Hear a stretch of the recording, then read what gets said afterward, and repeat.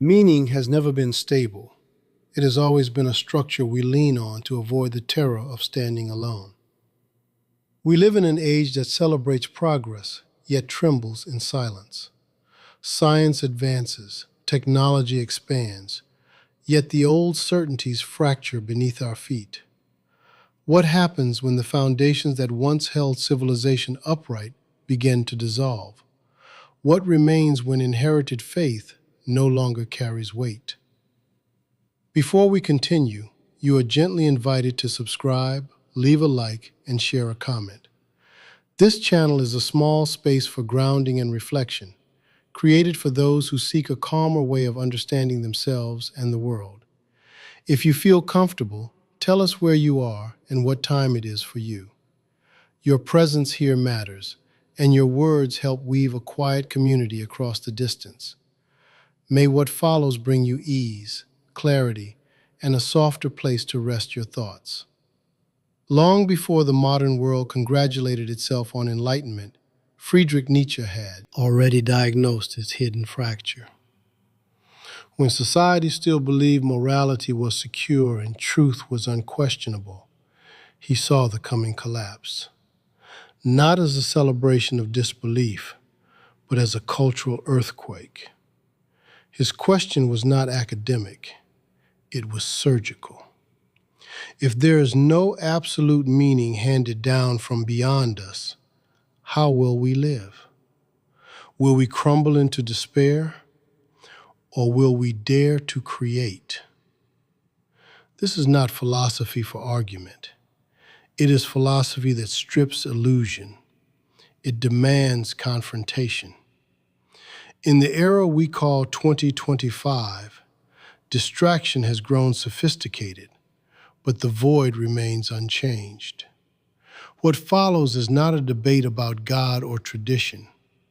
It is an examination of what stands when the old pillars fall.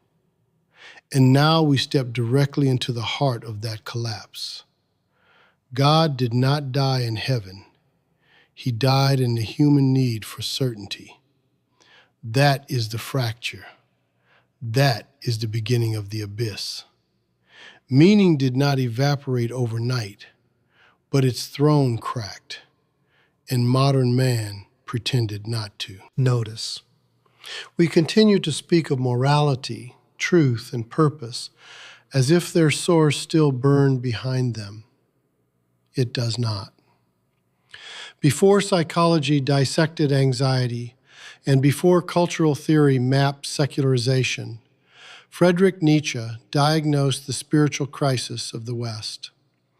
When Europe still clothed itself in Christian confidence, he declared that the foundation had already collapsed. This was not rebellion for spectacle. It was clinical. It was surgical. He saw that once the belief in a transcendent guarantor of value weakens, the entire architecture of meaning trembles. The death of God is not a slogan of atheism. It is a cultural diagnosis. Nietzsche was not celebrating disbelief. He was exposing consequence. If there is no absolute source of value beyond the human, then good and evil are no longer anchored in eternity. They become human constructions, and human constructions can fracture. First, truth loses its sacred guarantee. For centuries, truth meant alignment with divine order. To know was to participate in a metaphysical structure. Once that structure dissolves, knowledge becomes provisional. Science replaces revelation, but science does not sanctify. It calculates, it predicts, it does not command obedience of the soul. Second, morality destabilizes. Religious systems did more than promise salvation. They organized behavior. They shaped guilt, responsibility, virtue. Remove the divine legislator, and moral language persists, but its authority weakens. We still condemn and praise, yet the weight behind our words feels lighter. Why obey if no eternal judge awaits? Third, existence itself becomes exposed. If meaning is not given from above, it must be created from within. This is not immediate empowerment, it is vertigo. The individual stands before an open horizon without instruction. The question cuts deep. If nothing guarantees purpose, why live as if it exists? Do we truly want freedom, or do we only want security disguised as freedom? This is the confrontation Nietzsche demands. Freedom without foundation is terrifying. It strips comfort. It demands authorship. No divine script explains suffering. No ultimate justice compensates obedience. The burden shifts inward. Modern humanity disguises this crisis with progress. Technology accelerates life, but speed does not generate meaning. In 2025, algorithms anticipate desire. Artificial intelligence reshapes cognition, and global networks bind continents together. Yet none of this answers the central void. Efficiency is not purpose. Connectivity is not significance. We are distracted from the abyss, not delivered from it. Nihilism emerges here, not as philosophy, but as mood. It is the experience that nothing ultimately matters. When the highest values devalue themselves, when heaven falls silent, the human psyche trembles. This is not theoretical, it is existential. Nietzsche distinguishes passive and active nihilism. Passive nihilism is exhaustion. It senses the collapse but lacks strength to respond. It withdraws. It seeks comfort in mediocrity. It obeys convention without conviction. Life becomes maintenance. Survival replaces creation. Active nihilism is destruction with intent. It confronts the void and refuses resignation. It tears down decaying idols, not to revel in chaos, but to clear ground for new construction. Active nihilism recognizes that if values are human creations, then humans must create them consciously. The crisis of modern man is oscillation between these states. We reject absolutes, yet crave certainty. We praise individuality, yet seek validation from the crowd. We speak of authenticity while fearing isolation. The tension generates anxiety. The soul resists groundlessness. Nietzsche deepens the analysis by turning to morality itself. He asks not what is good, but who calls it good. He traces values to psychological origins. Morality is not descended from heaven. It emerges from power relations. Master morality originates in strength. It arises among those who experience themselves as powerful. For them, good means noble, life-affirming, expansive. They define value from abundance. They do not react, they create. Their morality says yes to themselves. Slave morality emerges in reaction. It grows within those who feel oppressed.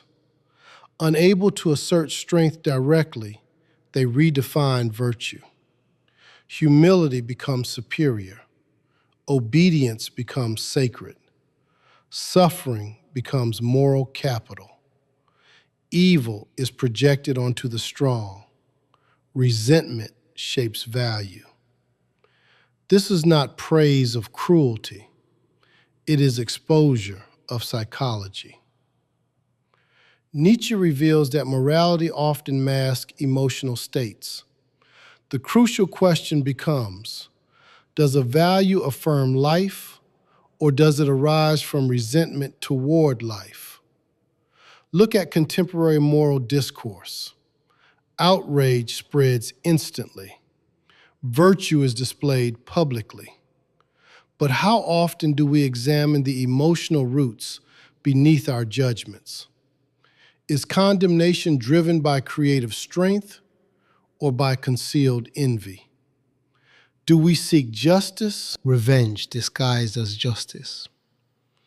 Beneath this lies the will to power, not mere political domination, not crude tyranny. The will to power is the fundamental drive of life, to expand, to overcome resistance, to express force. Every organism pushes beyond itself. Suppress this impulse and it turns inward. It becomes guilt. It becomes self-hatred. Human beings do not merely want to survive. They want to grow. The child tests limits. The thinker challenges dogma. The artist transforms chaos into form. This drive toward expansion is the pulse of vitality. Deny it, and stagnation sets in.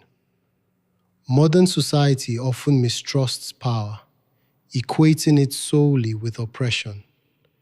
Yet, without the impulse to exceed oneself, life flattens. Comfort becomes supreme value. Risk becomes pathology. But growth requires friction. Strength demands resistance. Here emerges the figure of the overman, not a mythical hero, not a biological superior, a symbol of spiritual maturity. The overman accepts the death of external guarantees and takes responsibility for value creation. He does not cling to inherited meanings simply because they are familiar. He creates. This creation is not arbitrary. It is disciplined. It requires self-knowledge. It demands confrontation with weakness. The overman does not deny suffering. He integrates it. He understands that pain is not evidence against life, but material for transformation. Through the character of Zarathustra, Nietzsche dramatizes this call. Zarathustra descends from solitude to proclaim self-overcoming. He teaches that humanity is a bridge, not an endpoint. The symbol is clear. We are transitional beings. To remain static is to decay. Self-overcoming is not perfection. It is process. There is no final state of purity, only continual transformation. The individual must constantly evaluate, discard, recreate. This is exhausting. It is also liberating. Nietzsche intensifies the challenge with the thought of eternal recurrence.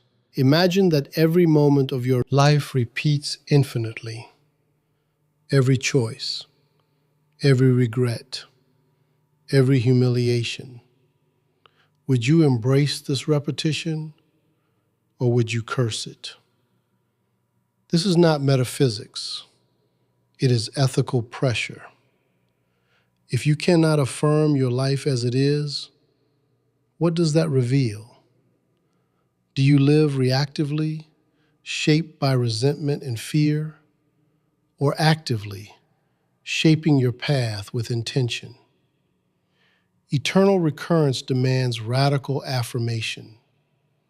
To love fate is to accept existence without reservation, not to tolerate it, to love it, even its suffering, especially its suffering. This is the highest form of strength, to say yes to life without appeal to another world. Truth itself, Nietzsche argues, is perspectival. There is no view from nowhere. Every claim arises from a position. Science interprets through method, religion through faith, morality through historical emotion. Recognizing perspective does not collapse truth into chaos. It reveals humility. In a world saturated with information, this insight burns. Competing narratives shout for dominance. Certainty is performed loudly. Yet each perspective carries hidden desires and fears. To understand this is to step beyond dogmatism. Nietzsche's genealogical method strips morality to its roots. Guilt, responsibility, punishment are not eternal categories. They evolved within social systems. Societies cultivate conscience. They internalize control. The individual becomes both judge and accused. Understanding origin does not abolish ethics. It clarifies it. Once we see that values are constructed, we confront the task of reconstruction. Not blind obedience, conscious creation. Art offers a model. In tragedy, suffering is transformed into meaning. Chaos and order intertwine. The artist does not deny pain, he shapes it. To live artistically is to treat existence as raw material, not to escape life, but to sculpt it. The revaluation of all values becomes necessary. Not destruction for spectacle, reconstruction from strength.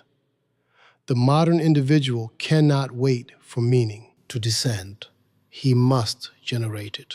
This responsibility is heavy. It cannot be outsourced. Freedom without responsibility collapses into emptiness. Responsibility without freedom decays into submission. Nietzsche demands both simultaneously. He confronts us with adulthood of the spirit. No external savior, no guaranteed redemption, only the relentless task of becoming creator. The death of God reveals not emptiness alone, but possibility. The collapse of old foundations exposes raw ground. Whether that ground becomes wasteland or fertile soil depends on strength. Passive nihilism turns it barren. Active creation cultivates it. And once the illusion of inherited certainty has been stripped away, once the individual stands alone before the silent horizon of existence, the deeper confrontation begins to unfold within the human soul, where the true battle over meaning is not fought in theology or culture, but in the hidden chambers of conscience and desire. And once the illusion of inherited certainty has been stripped away, once the individual stands alone before the silent horizon of existence, the true illness reveals itself. Nihilism is not an idea one debates. It is a condition one suffers. It is the slow corrosion of significance from within. It is the moment when the soul whispers that nothing ultimately matters, and no argument feels strong enough to silence it. Nihilism is the spiritual disease of modernity. It does not arrive with drama. It settles quietly. Before the language of existential therapy, and long before the vocabulary of burnout and depression became common, Nietzsche named this condition with ruthless clarity.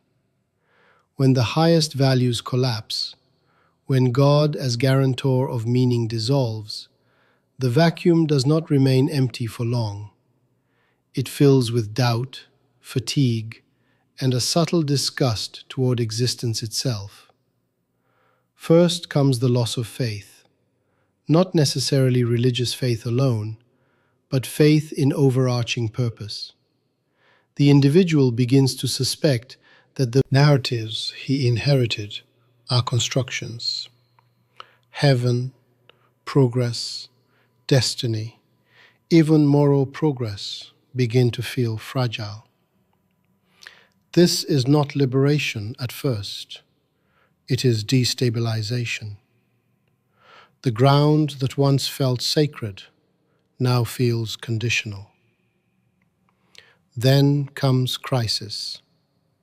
Without external anchoring, decisions feel arbitrary. Why sacrifice? Why endure suffering? Why pursue excellence if the universe is indifferent? The questions multiply, and no transcendent voice answers. The silence becomes heavy. The individual oscillates between frantic distraction and paralyzing introspection. Despair follows if strength is absent. Life begins to appear mechanical. Work becomes routine without inner fire. Relationships feel transactional. Even pleasure loses intensity, because pleasure without purpose cannot sustain depth. This is the gray landscape of passive nihilism. Nothing is catastrophic. Nothing is meaningful either. Passive nihilism is not loud rebellion. It is quiet resignation. It is the posture of the one who shrugs and says nothing matters, yet continues to move through life as if on autopilot. It masks itself as realism. It calls itself maturity. In truth, it is exhaustion. The will has weakened. The individual no longer believes he can shape value, so he settles for comfort. Look closely at the modern psyche in 2025, surrounded by stimulation, yet haunted by emptiness. Endless content, yet no lasting conviction. Ambition exists, but often detached from intrinsic meaning. Success becomes performance rather than expression. Achievement without depth breeds hollowness. Nihilism does not always produce despair. Sometimes it produces cynicism. The cynic believes he has seen through illusions. He prides himself on detachment. He mocks hope as naivety. But cynicism is not strength. It is defense. It protects the self from disappointment by refusing to invest belief. It avoids pain by avoiding commitment. Beneath cynicism lies fear. Fear of being wrong. Fear of caring deeply in a world that may not care back. Fear of constructing meaning only to watch it collapse. Passive nihilism whispers that it is safer not to try. But Nietzsche does not stop there. He distinguishes another path. Active nihilism is the courage to confront the void and refuse surrender. It does not deny the collapse of old values. It accepts it fully.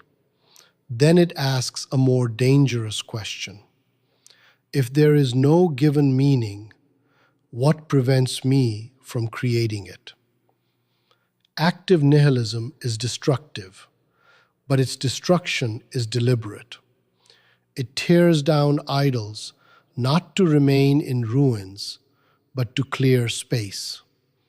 It recognizes that inherited systems may conceal weakness or resentment. It demands honesty so radical that no comforting illusion survives. This path requires strength. Most individuals prefer stability over truth. They cling to fragments of old certainties, even if those certainties no longer convince. Why? Because the alternative is responsibility. To create value means to risk failure. It means to stand without universal validation. Nihilism as psychological experience reveals something deeper about human nature. We are meaning-seeking beings. We cannot tolerate prolonged emptiness. When transcendent meaning fades, we substitute imminent goals: career, status, influence, recognition. These become temporary anchors. But if they are not integrated into a deeper affirmation of life, they remain fragile. The crisis of nihilism is not solved by productivity. It is not solved by entertainment. It is not solved by moral slogans. It is solved only when the individual confronts the question he avoids: what do I affirm? Not what do I consume? Not what do I criticize? What do I affirm with my existence? The stages Nietzsche outlines are not abstract theory. They are psychological movements. Loss destabilizes. Crisis disorients. Despair tempts surrender. Yet within this sequence lies potential rebirth. When the old meaning collapses completely, space opens for new creation. But rebirth demands transformation. Here lies the critical difference between passive and active nihilism. Passive nihilism experiences the void as proof that life is futile. Active nihilism experiences the void as freedom from illusion. The same abyss, different response. Ask yourself with severity, when you sense that nothing is guaranteed, do you retreat into distraction, or do you sharpen your will? Do you drown in relativism, claiming all values are equal, or do you begin to evaluate which values strengthen you? Modern culture often celebrates relativism as tolerance, but unchecked relativism dissolves commitment. If every perspective is equally valid, then none command allegiance. The result is apathy. A society drifting without hierarchy of value eventually collapses into superficial consensus. Nihilism also penetrates morality. When good and evil are seen purely as social constructs, moral action risks becoming strategic rather than principled. People behave ethically not from conviction, but from fear of social penalty. Conscience becomes externalized. Integrity weakens. This is the spiritual anemia of the age. Not dramatic evil, but diluted conviction. Not tyrannical oppression, but quiet conformity. The individual avoids depth because depth demands choice, and choice demands accountability. Yet within nihilism lies a severe gift. When illusions fall, authenticity becomes possible. When inherited structures crumble, one can examine foundations honestly. This examination is painful. It strips identity. It reveals that many beliefs were adopted, not chosen. The question then intensifies: who are you without inherited meaning? Remove tradition. Remove unquestioned dogma. Remove the comfort of collective approval. What remains? If nothing remains, nihilism wins. If something remains, it must be forged. Active nihilism demands that the individual become legislator of his own values. This is not arbitrary self-indulgence. It requires discipline. To create value, one must know one's drives, strengths, and limitations. Self-deception must be exposed. Weakness must be confronted, not rationalized. This confrontation is internal. The real battlefield is not political, it is psychological. Within the individual, competing impulses struggle. Desire for comfort battles desire for greatness. Fear of rejection battles longing for authenticity. Nihilism intensifies this struggle because no external authority resolves it. Here, the possibility of transformation emerges. When the individual realizes that no ultimate meaning will descend from the sky, he faces a stark choice: collapse into apathy or rise into authorship. This is not inspirational rhetoric. It is existential demand. The rebirth Nietzsche hints at is not spiritual consolation. It is self-overcoming. The one who survives nihilism does not return to naive belief. He becomes stronger precisely because he has faced emptiness without denial.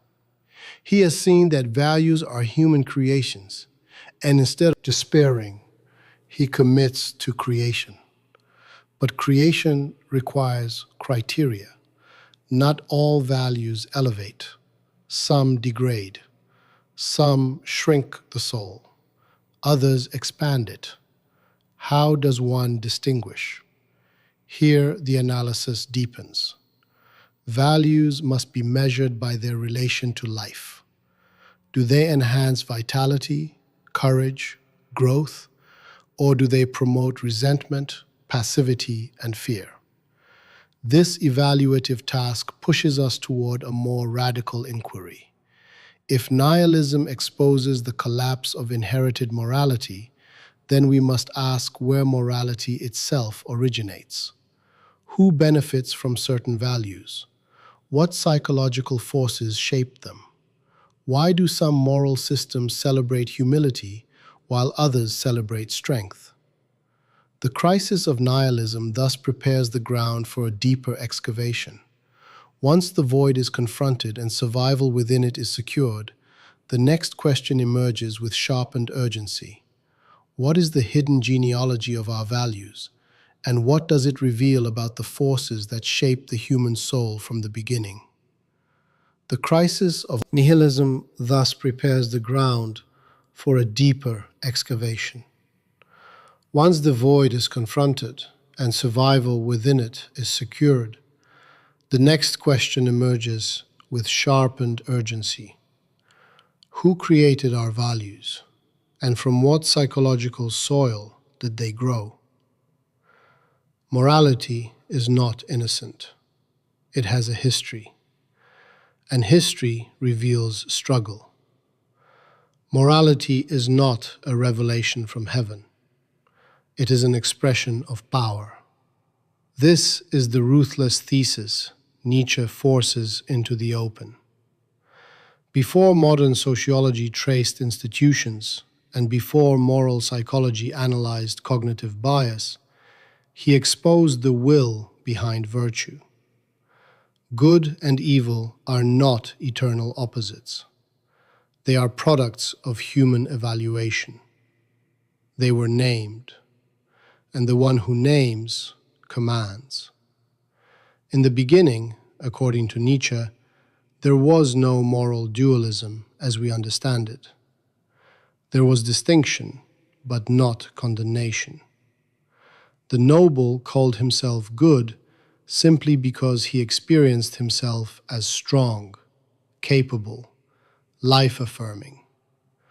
Good meant powerful, beautiful, triumphant.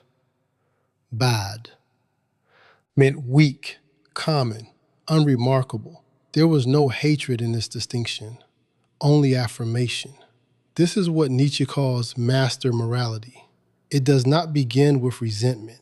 It begins with self-confidence. The master does not define himself against an enemy. He defines himself from overflow. He says yes to his own existence. His values are creative. They arise from vitality. Master morality affirms strength without apology. It honors courage, excellence, achievement. It does not hide its admiration for power. It does not disguise ambition as humility. It sees hierarchy as natural expression of difference in force. It celebrates life as expansion. But history does not remain static. Where there is power, there is also subordination. Where there are masters, there are those who cannot dominate physically or politically. The weak do not vanish, they adapt. And here begins a psychological revolution. Slave morality does not originate in affirmation, it originates in reaction. The powerless cannot confront the powerful directly, so they reinterpret the moral landscape. They invert values. What was called strong becomes evil. What was called weak becomes good. Humility, obedience, patience, suffering are elevated as virtues. Strength is recast as cruelty. Pride becomes sin. This inversion is not accidental. It is strategic. It transforms weakness into moral superiority. The one who cannot conquer physically conquers morally. He condemns the powerful and sanctifies himself. Resentment becomes creative force. This is not a simple historical claim. It is psychological insight. Slave morality is born from ressentiment, a deep, suppressed hostility that cannot discharge itself outwardly. Instead of direct revenge, it creates a new moral universe. In that universe, the previously strong are guilty, and the previously weak are righteous. Notice the shift. Master morality says good first, and then identifies bad as what is beneath it. Slave morality says evil first, and defines good as its opposite. It is reactive. It needs an enemy to define itself. Without the strong to condemn, its identity dissolves. This inversion reshapes civilization. Concepts of guilt, sin, and eternal judgment intensify. Conscience internalizes aggression. The individual turns hostility inward. Instead of striking the oppressor, he punishes himself. Thus emerges the tormented interior life of moral self-accusation. Nietzsche does not romanticize brutality. He does not call for tyranny. He dissects the psychology of value creation. He reveals that what we call compassion may sometimes conceal envy, that what we call humility may hide impotence, that moral fervor may mask unacknowledged hatred. This diagnosis is uncomfortable because it strips virtue of innocence. It forces us to ask, when we condemn power, are we defending justice or are we expressing resentment?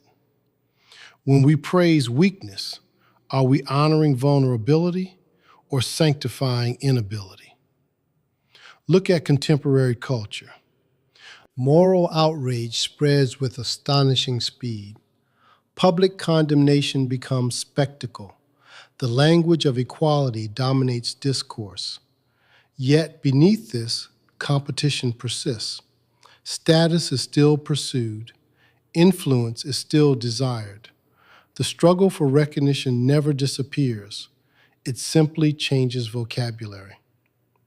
Slave morality thrives in environments where direct assertion of power is restricted. It weaponizes moral language.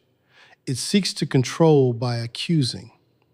It derives satisfaction not from creating new values, but from restraining those who appear strong.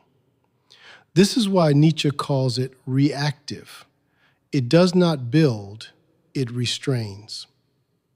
But master morality also carries danger. Unchecked, it can degenerate into domination without reflection. Pure affirmation without self-critique risks cruelty. Nietzsche is not naive. He understands that strength without discipline corrupts. The question is not which morality eliminates danger. The question is which morality affirms life. Master morality arises from abundance. Slave morality from scarcity. One says, I am good because I am strong. The other says, you are evil, therefore I am good. The first begins with self-assertion. The second begins with accusation. In 2025, this dynamic remains visible. Institutions proclaim moral universality, yet individuals navigate subtle hierarchies of influence and prestige. Public virtue often conceals private ambition. The vocabulary has changed. The psychology has not. The most unsettling implication of Nietzsche's analysis is that morality is not objective structure imposed upon humanity. It is a battlefield of forces. Different psychological types struggle to define what is admirable. What triumphs shapes culture.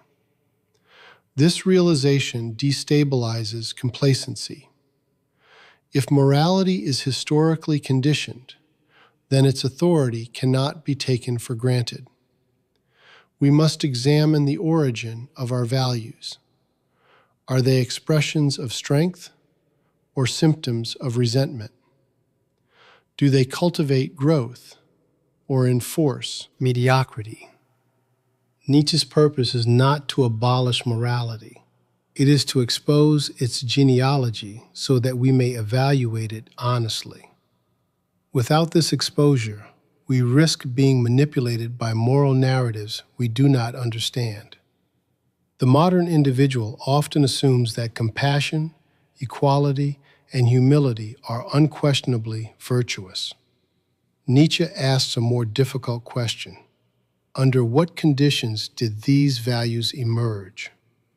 What psychological needs do they serve? Are they life-enhancing in every context, or do they sometimes suppress excellence? This inquiry demands courage. It challenges deeply ingrained assumptions. It confronts the possibility that moral systems may be instruments of control as much as expressions of care. Yet Nietzsche does not advocate a return to primitive domination. He points towards self-mastery.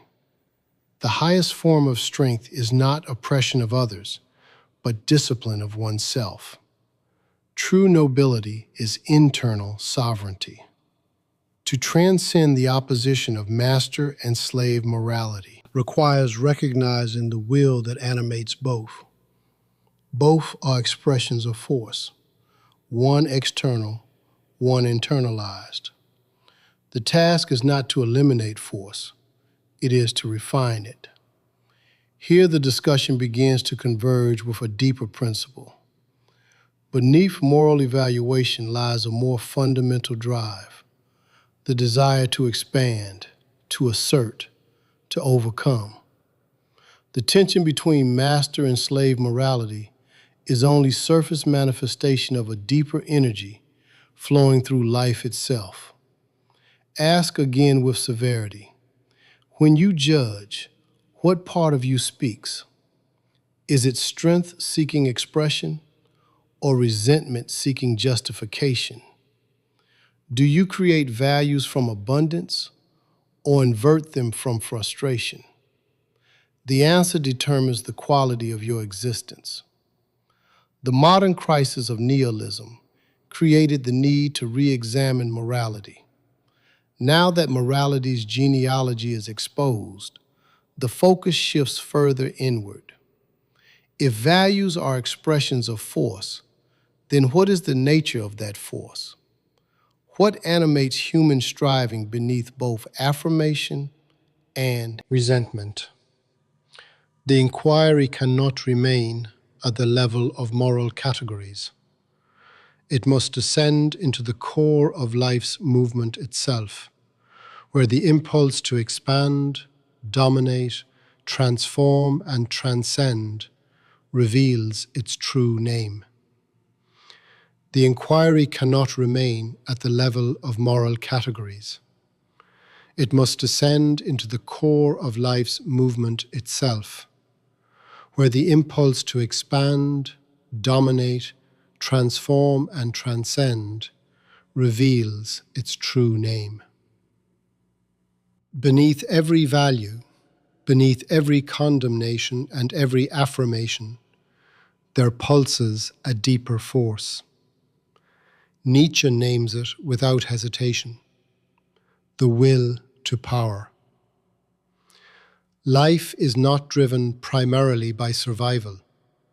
Survival is minimal. It is defensive. It preserves what already exists. But life, in its raw intensity, does more than preserve. It pushes outward. It seeks resistance to overcome. It desires growth, not mere continuation. The will to power is this fundamental tendency of life to express strength. Before modern psychology reduced human behavior to pleasure-seeking or pain avoidance, Nietzsche shattered that simplification. Pleasure and pain are byproducts. They are signals. They are not ultimate causes. The deeper drive is expansion of force. A being feels pleasure when its power increases. It feels pain when its power is obstructed. But the aim is not pleasure itself. The aim is augmentation. This insight overturns moral sentimentalism. It reveals that behind altruism, ambition, creativity, even self-sacrifice, there may operate the same underlying impulse: the desire to assert form upon chaos. The artist shapes canvas. The thinker shapes ideas. The leader shapes institutions. Each act is expression of power. The will to power is not identical with political domination. This is a crude misunderstanding. It is not simply the urge to rule others. It is the urge to rule oneself and one's environment, to transform limitation into capacity. It is the drive toward mastery. Look at the child who insists on walking independently, not for reward, not for applause, for the sheer affirmation of capability. Look at the scientist who endures years of uncertainty to solve a problem, not merely for fame, but for conquest of ignorance. Look at the athlete who pushes beyond exhaustion, not for survival, but for expansion. These are manifestations of will to power. Modern culture often fears the language of power. It equates it with oppression, exploitation, injustice. These are distortions of power, not its essence. When power degenerates into domination without creativity, it becomes destructive. But the absence of power is stagnation. Without the will to power, no art would be created, no knowledge discovered, no self transformed. Suppressed power does not disappear. It turns inward. It becomes self-accusation. It becomes guilt. It becomes the internal tribunal that punishes desire. This is the psychological mechanism Nietzsche uncovers when examining slave morality. The same force that could create outwardly is redirected inward, destructively. The will to power explains why human beings cannot remain passive for long. Even the most resigned individual seeks small territories of control. He organizes his routines. He asserts opinions. He shapes his immediate environment. Power expresses itself subtly when it cannot express grandly. In 2025, this dynamic becomes increasingly complex. Digital environments offer new arenas for expression. Influence is quantified. Recognition is algorithmically distributed. Yet beneath the surface, the same drive operates. People curate identity. They seek visibility. They measure impact. The tools have evolved. The impulse remains. But Nietzsche's claim is more radical. He suggests that the will to power is not only human, it is ontological. It characterizes life itself. Every organism strives to interpret and dominate its surroundings. Even cells compete. Even ideas compete. Culture becomes a battlefield of forces seeking expansion. This view strips away comforting illusions about harmony. Life is tension. It is contest. Growth requires resistance. Without obstacle, no strength emerges. This is why suffering cannot simply be eliminated without consequence. Remove all resistance and vitality weakens. Yet the will to power is not blind aggression. At its highest expression, it becomes self-overcoming. The strongest individual is not the one who crushes others, but the one who conquers his own limitations. Mastery of self precedes mastery of circumstance. Self-overcoming demands confrontation. One must identify weakness without denial. Laziness, fear, resentment must be exposed. This is not self-hatred, it is discipline. The will to power demands honesty. It refuses self-deception because self-deception limits expansion. Modern comfort culture resists this demand. It encourages acceptance without transformation. It equates critique with harm. It softens the language of struggle. But without struggle, there is no growth. The will to power suffocates under perpetual reassurance. Consider ambition. Society oscillates between glorifying and condemning it. When ambition is excessive, it exploits. When it is absent, it decays. The question is not whether ambition should exist, it is how it is directed. Ambition aligned with creative growth elevates both individual and culture. Ambition rooted in insecurity degrades. The will to power clarifies this distinction. When power arises from abundance, it creates. When it arises from scarcity and resentment, it destroys. The same energy, different orientation. Nietzsche forces us to examine our own motivations. When we pursue achievement, do we seek expansion of capacity or validation of ego? When we criticize others, do we defend justice or mask envy? The will to power operates regardless of awareness. The task is to become conscious of it. To deny this drive is to fragment oneself. Suppressed ambition becomes passive aggression. Suppressed creativity becomes bitterness. Suppressed strength becomes moralistic condemnation. The will to power demands channel, not suppression. This is why Nietzsche views life itself as interpretation. Every act of understanding is an imposition of structure. We interpret the world according to our drives. Knowledge becomes extension of power. To explain is to dominate conceptually. To name is to assert control. Yet interpretation can be narrow or expansive. A rigid mind imposes simplistic structure. A strong mind tolerates complexity. Power does not require dogmatism. It can express itself through openness, adaptability, and intellectual flexibility. The danger of misunderstanding the will to power lies in reducing it to brutality.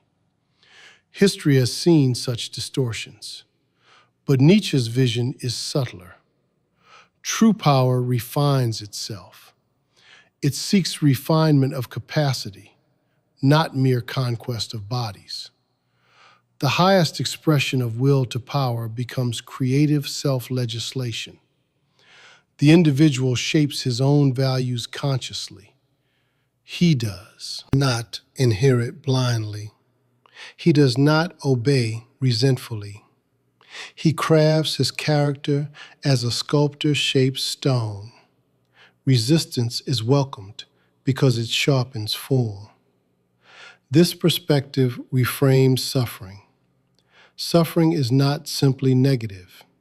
It is friction against which strength develops. Without challenge, capacities remain dormant. The will to power transforms adversity into training. But this transformation requires responsibility. One cannot blame the world endlessly for limitation. At some point, one must ask, how can this obstacle become instrument? How can frustration become fuel? This is not naive optimism. It is strategic affirmation. The modern individual often oscillates between victimhood and arrogance. Victimhood denies power. Arrogance abuses it. The will to power, properly understood, transcends both. It acknowledges limitation, yet refuses paralysis. It recognizes strength, yet disciplines excess. Here, the movement toward a new type of human intensifies. If the will to power is fundamental, then the highest task is to refine it toward self-transcendence, not domination of others, but continual surpassing of oneself, not static identity, but dynamic becoming. The analysis of morality revealed competing forces. The analysis of nihilism revealed the danger of collapse. The will to power now reveals the engine beneath both.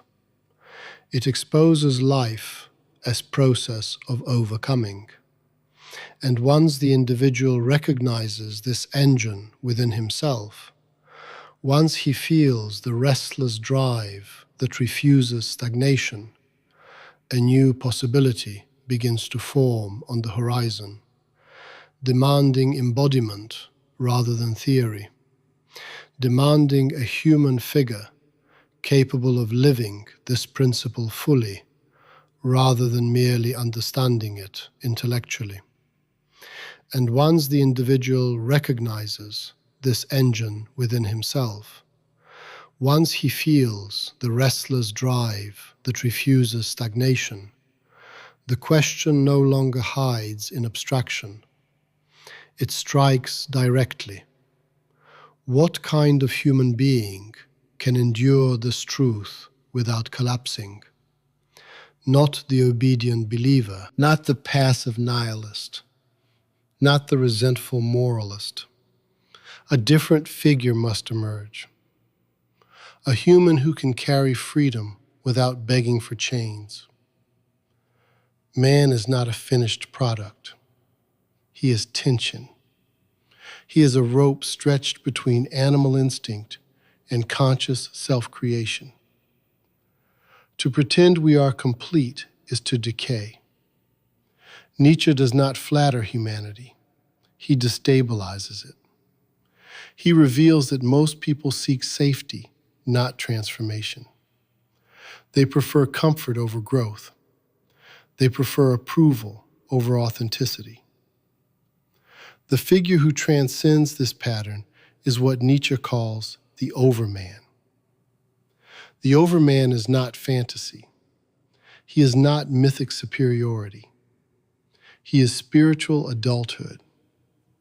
He represents the human being who accepts the death of absolute guarantees and refuses to regress into resentment. He does not wait for meaning. He generates it. He does not borrow values. He forges them. First, the overman rejects dependence on inherited morality. He examines every belief that shaped him. He asks where it came from. Was it born from strength or fear? From creativity or resentment? If a value diminishes his vitality, he discards it without apology. If it sharpens his will and deepens his capacity, he embraces it deliberately. This is not rebellion for rebellion's sake. It is disciplined selection. Second, he accepts solitude as the price of authenticity. The herd seeks consensus. It rewards sameness. It fears deviation because deviation exposes mediocrity. The overman stands apart without hatred. He does not despise the herd. He simply refuses to shrink himself to fit it. He knows that new values cannot be born from conformity. Solitude is not loneliness. It is clarity. In silence, illusions dissolve. Without constant affirmation from others, the individual confronts his true strength and weakness. Most avoid this confrontation. They fill their lives with noise. The overman endures it. He listens to the discomfort rather than escaping it. Third, he transforms suffering into fuel. Suffering is inevitable. The difference lies in interpretation. The passive spirit interprets suffering as injustice. The resentful spirit interprets it as proof of moral superiority. The overman interprets it as resistance necessary for growth. He does not glorify pain, he uses it. Self-overcoming is the core movement. The overman does not seek perfection. Perfection is static illusion. He seeks expansion. Each conquered weakness reveals deeper limitation. Each success becomes a platform for further ascent. This process never ends. To stop is to regress. In 2025, the culture of comfort intensifies. Convenience is worshipped. Discomfort is medicalized. Effort is minimized by design. Yet, without resistance, muscles weaken. Without intellectual challenge, thought dulls. Without risk, character dissolves. The overman resists this sedation. He chooses challenge intentionally. This choice requires internal hierarchy. The overman does not follow every impulse. He organizes them. Desire is not eliminated, but directed. Anger becomes discipline rather than destruction. Ambition becomes creative drive rather than ego inflation. Fear becomes information rather than paralysis. He governs himself before attempting to influence anything external. Nietzsche illustrates transformation through stages of spirit. The first stage carries burdens unquestioned. It obeys tradition, absorbs commands, accepts inherited truths. This is necessary for formation, but dangerous if permanent. The second stage rebels. It says no to imposed authority. It destroys idols. Yet destruction alone cannot sustain life. Endless negation empties the soul. The final stage creates. Like a child, it begins anew. Not naive ignorance, but courageous innocence. It affirms existence without external justification. This innocence is earned through confrontation, not preserved through avoidance. The overman embodies this creative innocence. He does not seek universal validation. He measures himself by internal coherence. When he acts, he does so from alignment between conviction and deed. Hypocrisy disgusts him, not because of social stigma, but because it fractures integrity. Integrity is power concentrated. The overman also rejects victimhood. He acknowledges limitation without surrendering to it. Circumstances may restrict options, but they do not eliminate agency. He asks not why this happened to me, but what can I become through this? This shift is decisive. It reclaims authorship. Contrast this with the figure Nietzsche warns against, the last man. The last man desires comfort above all. He avoids heights because heights require courage. He ridicules aspiration as arrogance. He seeks equality not to elevate, but to ensure no one stands taller. His world is safe, predictable, shallow. The last man fears intensity. He prefers stability to greatness. He avoids suffering, even if avoidance costs depth. He would rather live long and dull than short and radiant. In societies obsessed with security, the last man multiplies. The overman disturbs this equilibrium. His very existence challenges complacency. He does not preach loudly. His life itself becomes argument. Where others rationalize weakness, he acts.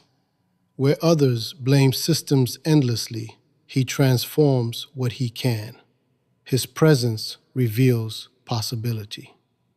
Yet this figure is not free from doubt. He feels anxiety like anyone else. The difference lies in response.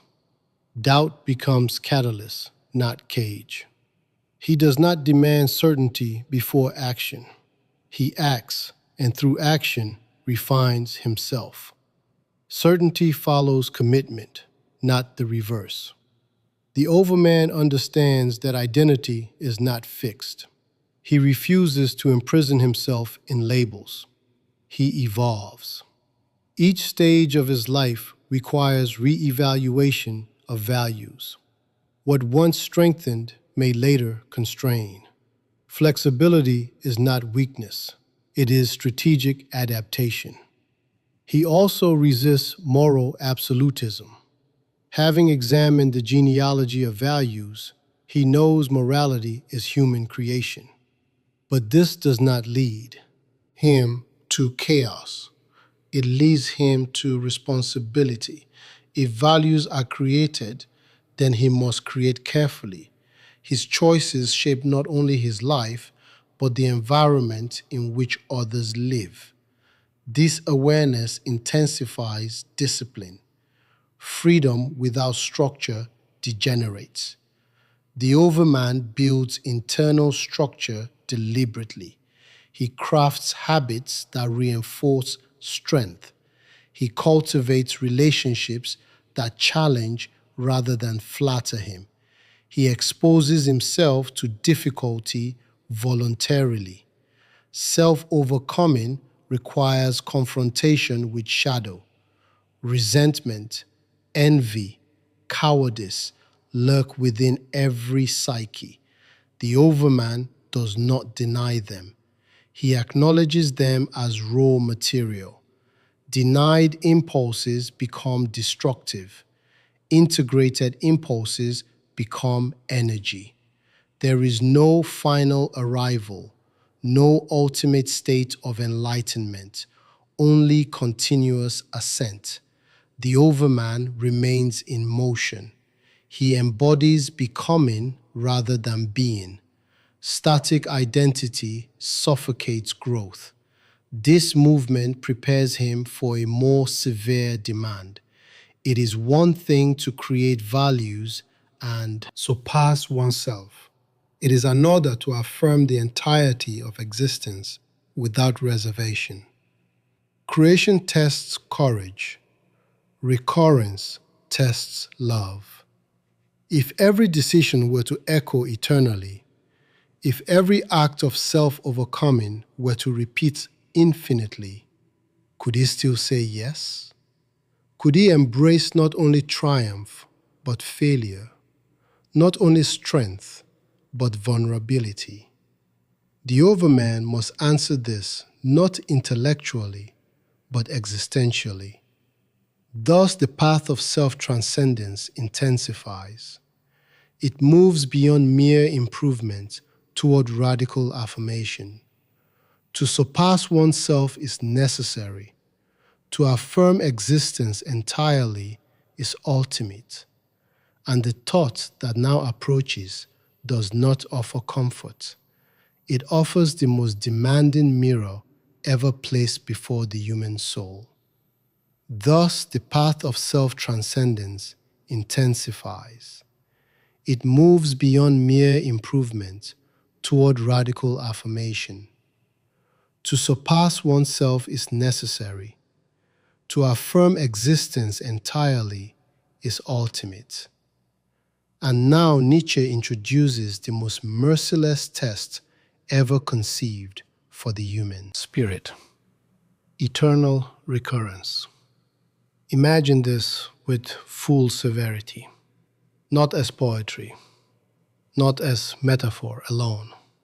Imagine that a voice whispers to you in the loneliest moment of your life, this life, exactly as you now live it, every joy, every humiliation, every regret, every hesitation, every triumph, will return again and again without end. Nothing will be altered, nothing erased. Every breath repeated eternally. Would you curse that voice, or would you bless it? Eternal recurrence is not cosmology. It is confrontation. It is an existential experiment designed to expose the depth of your affirmation. If the thought of repetition crushes you, then you are not living in alignment with your deepest will. If the thought ignites defiance and joy, then you have approached affirmation. Before modern therapeutic language spoke of acceptance, Nietzsche demanded something harsher than acceptance. He demanded love of fate, not tolerance of fate, not passive endurance, love. To love one's destiny means to embrace not only the parts that flatter the ego, but the wounds that shaped it. Most people live as if their mistakes will eventually dissolve into irrelevance.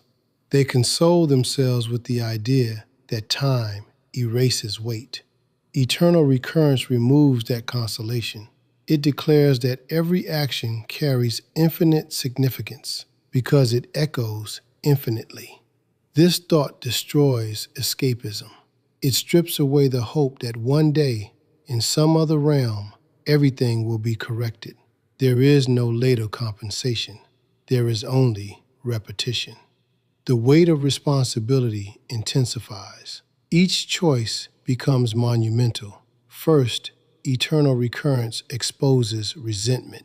If you secretly hate your life, if you view your suffering as unjust interruption rather than necessary shaping, then repetition becomes unbearable. You would recoil. You would demand escape. Your existence would feel like a prison. Second, it reveals authenticity. If you live according to borrowed values, if you conform to avoid judgment, repetition becomes torment. You would have to relive compromises, cowardice, unspoken truths. The mask would return with you eternally. Third, it demands courage. To will recurrence is to will every consequence, not selectively, entirely. It means saying yes not only to your achievements, but to your failures. It means embracing the totality of your narrative without appeal to external redemption. This is why eternal recurrence is the ultimate test of the overman. It is easy to create values in abstraction. It is harder to affirm the concrete details of lived experience. The overman must not only legislate his own morality, he must embrace his own history. In 2025, the temptation to escape intensifies. Virtual realities expand. Identities can be curated, edited, erased. The illusion of restart becomes culturally normalized. But eternal recurrence annihilates the fantasy of reset. There is no deletion. There is only repetition. This thought does not demand perfection. It demands alignment. If you are living in conflict with yourself, recurrence feels like condemnation. If you are living deliberately, recurrence becomes affirmation. The difference lies not in circumstance, but in stance. Eternal recurrence also reframes suffering. If suffering will return eternally, then it cannot be dismissed as meaningless accident. It must be integrated. It must be interpreted as essential element of becoming. This does not romanticize trauma. It transforms perspective. The question sharpens, can you will your suffering? Not because it is pleasant, but because without it, you would not be who you are. Can you see pain as formative rather than purely destructive? If not, resentment remains. If yes, love of fate begins. Amor fati is not passive submission. It is active affirmation. It is the decision to treat every event as necessary thread in your fabric. This stance dissolves bitterness. It does not eliminate pain, but it eliminates self-pity. It replaces complaint with responsibility. Notice how radical this is. Most moral systems promise ultimate justice beyond this life. Eternal recurrence denies that comfort. There is no final balancing, only repetition. The weight of existence rests entirely on your shoulders. This thought also annihilates procrastination of meaning.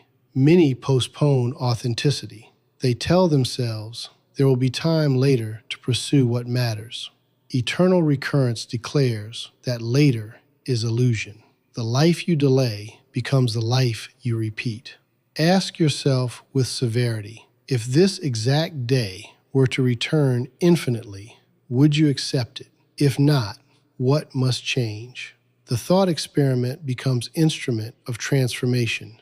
It does not paralyze, it clarifies. Yet eternal recurrence is not only individual test. It is philosophical statement about affirmation. To will recurrence is to declare that existence, in all its chaos, is worth it, worth repetition, worth intensity, worth risk. This stance contrasts sharply with nihilism. Nihilism says nothing matters. Eternal recurrence says everything matters infinitely. Nihilism weakens the will. Recurrence strengthens it. Nihilism seeks escape. Recurrence demands engagement. The psychological power of this idea lies in its extremity. It leaves no neutral ground. You either embrace existence or you shrink from it. You either affirm life or secretly condemn it. But affirmation here is not naive optimism. It does not deny tragedy. It does not deny injustice. It confronts them and still says yes. This yes is not sentimental. It is defiant. It is strength refusing collapse. The overman, if he exists, must embody this yes, not occasionally, consistently. His creativity, his discipline, his self-overcoming culminate in this radical acceptance. Without it, his project remains incomplete. Eternal recurrence also reveals the illusion of linear progress as ultimate salvation. Modern culture often believes that future advancement will redeem present imperfection. But recurrence suggests that no final state erases current being. The present is not stepping stone to heaven. It is eternity in motion. This realization intensifies presence. Each moment becomes charged. Each decision becomes echo. The ordinary gains gravity. Routine loses triviality. Existence becomes weighty and luminous simultaneously. Yet another dimension unfolds. If recurrence is test of affirmation, then truth itself becomes bound to perspective of life. Those who affirm will interpret differently than those who resent. The way we see reality reflects our capacity to say yes or no to it. This prepares a deeper philosophical shift. If affirmation depends on stance, and stance depends on interpretation, then truth cannot remain fixed and absolute in the old sense. It becomes entangled with perspective, not arbitrary relativism, but embodied viewpoint. Thus, eternal recurrence does more than test courage. It destabilizes the concept of objective detachment. It reveals that how we interpret existence is inseparable from how we value it. And this recognition pushes the inquiry further into the nature of truth itself, where certainty fractures and perspective takes its place as the unavoidable condition of all human knowing. Truth fractures the moment eternal recurrence becomes conceivable. Once we are forced to confront existence without appeal to transcendent certainty, the old dream of objective, absolute truth dissolves. Not because truth becomes meaningless, but because it becomes human. It becomes rooted in perspective, embodied in the drives and conditions of the one who sees. Nietzsche does not relativize truth to weaken it.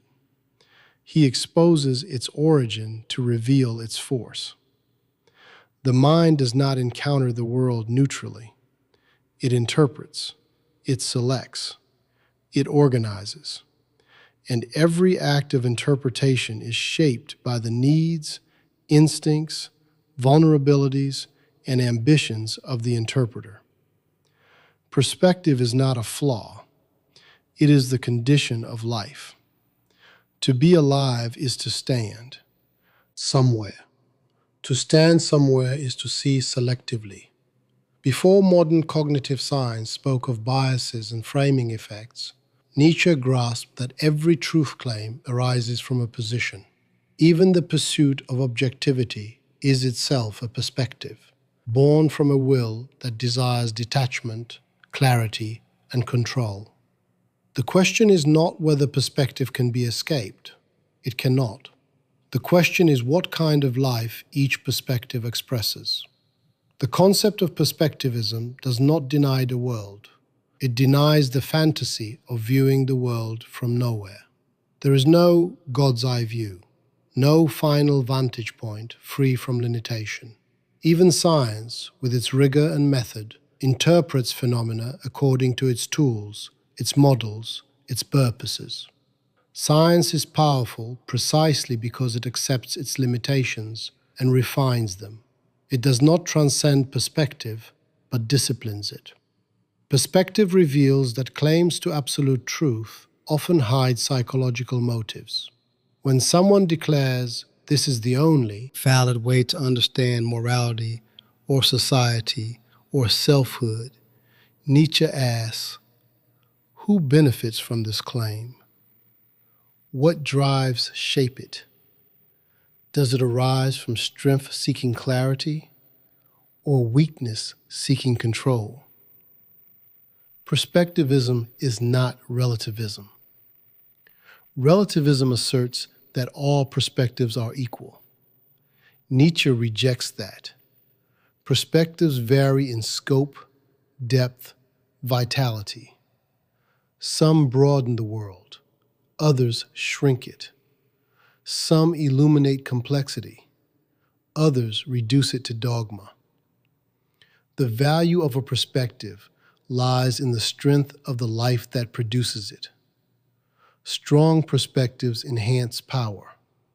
They enable action, creativity, understanding.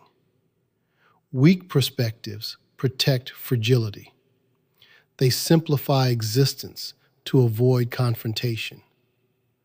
To understand the depth of perspectivism, we must examine the nature of seeing. No perception is pure. The eyes filter. The mind interprets. The memory shapes. The will directs attention. Even the body influences interpretation. Hunger, fatigue, desire, fear, all color the world. Truth becomes intertwined with the organism. In 2025, this becomes increasingly evident. The digital world fractures attention. Algorithms curate reality according to preference patterns. Two individuals occupying the same physical environment may inhabit entirely different informational worlds. Perspective becomes technologically amplified. Yet Nietzsche understood the principle long before its modern expansion. If truth is perspectival, then conflict between worldviews is inevitable. Not because one is right and the other wrong, but because different drives manifest different interpretations. Some perspectives arise from individuals who crave order. Others arise from those drawn to chaos. Some prioritize stability. Others prioritize possibility. Each claims truth, but each reveals psychology. Perspectivism deepens when applied to morality. Moral systems do not reflect objective structure. They reflect psychological needs. One person praises humility because he fears ambition. Another praises ambition because he experiences power as natural expression of life. The same action may be judged noble or sinful, depending on the viewpoint interpreting it. This realization does not eliminate ethics. It demands responsibility for ethics. If values are interpretations rather than revelations, then the individual must choose them consciously rather than inherit them blindly. This choice becomes act of creation. Nietzsche uses perspectivism to break the illusion of universality. To say a value is universal is often to impose one perspective as absolute, strength disguised as neutrality. To expose perspective is to liberate thought. It removes the mask of necessity. It reveals possibility. But the danger of perspectivism lies in misinterpretation. Many seize it as justification for intellectual laziness. If all truths are perspectives, they say, then nothing matters. But this conclusion leads back to nihilism, to collapse of meaning. Nietzsche rejects that path. Perspectivism is not collapse. It is expansion. It multiplies ways of seeing. It invites the mind to ascend by integrating more viewpoints. A limited perspective is not evil. It is simply narrow. The problem arises when narrow perspectives declare themselves absolute. Dogma emerges not from perspective itself, but from denial of perspective. Truth becomes oppressive when its human origin is hidden. The strongest perspectives are those that embrace multiplicity. They do not dissolve into relativistic haze. They organize complexity without denying it. They interpret from abundance. To adopt perspectivism fully requires courage. It demands that you surrender the comfort of final answers. It forces you to recognize that your beliefs are shaped by your drives, and that changing your drives may transform your entire worldview. Most resist because transformation threatens identity. Certainty feels safe. Perspective feels unstable. Yet instability is the beginning of growth. When truth becomes flexible, the mind becomes mobile. It can explore, reinterpret, reframe. It can revisit assumptions without collapse. It can endure uncertainty without paralysis. Perspectivism also reframes conflict. When two perspectives clash, the question is not which corresponds to eternal truth. The question is which expresses greater strength, coherence, vitality. Conflict becomes creative tension rather than battle for metaphysical supremacy. Think of the philosopher who attempts to reduce reality to reason alone. This perspective arises from a will seeking clarity, order, predictability. Think of the mystic who interprets reality as unity and transcendence. This arises from a will seeking dissolution of boundaries. Think of the activist who interprets reality through injustice. This arises from a will seeking moral transformation. All see differently because all desire differently. The world does not impose a single meaning. It offers material for interpretation. Meaning becomes negotiation between external conditions and internal drives. Nietzsche's perspectivism does not render truth subjective in a trivial sense. It makes truth dynamic. Perspectives evolve as individuals evolve. As one grows stronger, one sees differently. As one confronts suffering, victory, disappointment, love, loss, the interpretation of existence shifts accordingly. This means truth is inseparable from becoming. Static certainty belongs to those who refuse transformation. Dynamic truth belongs to those who embrace it. The overman, who affirms recurrence and creates values, must necessarily interpret with expanded perspective. His world is larger, not because he sees more objects, but because he sees more possibilities. The practical consequence is profound. To change your life, you must change your perspective, not by adopting new opinions superficially, but by altering the drives that shape interpretation. A fearful person sees danger everywhere. A resentful person sees injustice everywhere. A courageous person sees opportunity everywhere. Perspective follows the state of the soul. Thus, perspectivism becomes psychological mirror. It forces you to ask, what does my view of the world reveal about me? If I interpret others as threats, what fear shapes me? If I interpret ambition as evil, what insecurity drives me? If I interpret success as corruption, what resentment corrodes me? Perspective exposes the interpreter. It strips excuses. It reveals motives. It demands accountability. This is why Nietzsche's philosophy feels intrusive. It reveals more about you than about the world. But perspectivism also empowers. If interpretation is shaped by inner state, then transformation of inner state can expand interpretation. You are not condemned to your viewpoint. You can evolve. You can widen your horizon. You can integrate perspectives previously inaccessible. The highest mind is not the one that clings to a single truth, but the one that can hold contradictions without disintegration. It can see strength in weakness and weakness in strength. It can understand both the tyrant and the victim. It can navigate the complexity of motives. This is mastery of perspective.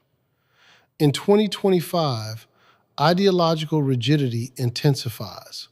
People cling to worldviews as identity badges. They mistake perspective for absolute. They wage wars of interpretation without examining the forces shaping their own convictions. Perspectivism offers escape from this rigidity, not through apathy, but through expansion of seeing. Yet, even this expansion does not complete Nietzsche's challenge. For if truth is perspective, and perspective arises from the will to power, then the next question becomes unavoidable. How did our perspectives on morality, guilt, responsibility, and punishment form over time? What hidden forces shape the moral vocabulary we now take for granted? The path forward demands excavation. It demands that we dig beneath the surface of moral concepts, tracking their evolution through history and psychology, until we reach the subterranean roots from which they grew. And so the excavation begins. If every truth is perspective, and every perspective is shaped by drives, then morality itself cannot remain sacred. It must be dragged into the light. It must be stripped, confronted, dissected. Nietzsche does not ask what morality ought to be. He asks where morality comes from. And origins reveal more than declarations. Origins reveal power. The genealogy of morality is a descent into the shadows of the human psyche. It is not an abstract analysis of principles, but a psychological archaeology. It asks, how did guilt arise? How did the idea of sin enter consciousness? Who benefited from the construction of punishment? And why did the individual ultimately become his own jailer? Before the world spoke of trauma, repression, or internalized shame, Nietzsche understood that morality grows from conflict. Not conflict between good and evil, but conflict between forces, strong forces and weak forces, creative forces and reactive forces, forces that expand life and forces that restrain it. To understand guilt, we must begin with debt. In ancient societies, morality was not based on spiritual purity, but on accountability. A wrong was a debt owed. Punishment restored balance. It was concrete, external, measurable. It had nothing to do with inner corruption. The debtor repaid with labor, suffering, or sacrifice. The aim was not moral cleansing, but social equilibrium. But as societies advanced, punishment internalized. The external creditor became internal conscience. The individual no longer feared retaliation from another human. He feared judgment from within himself. The shift was seismic. It marked the beginning of psychological morality. Guilt emerged when aggression turned inward. When the individual was forbidden from expressing his power outward, he redirected it against himself. The instincts that once sought release through action now attacked the inner world. The human being became divided. A judge and a condemned coexisted in one psyche. This internal tribunal gave rise to the concept of sin. Sin is not debt. It is metaphysical offense. It demands spiritual submission, not repayment. It transforms natural impulses into moral threats. Desire becomes dangerous. Strength becomes suspicious. Aggression becomes evil. The human being becomes guilty simply for being alive. Yet guilt does not emerge spontaneously. It is cultivated. It is engineered by social structures that benefit from obedient subjects. A population filled with self-accusation requires fewer external chains. They police themselves. They punish themselves. They fear their own impulses. Genealogy exposes this mechanism without mercy. If a moral concept promotes obedience through fear, its function must be questioned. If it diminishes vitality in the name of purity, its origin must be exposed.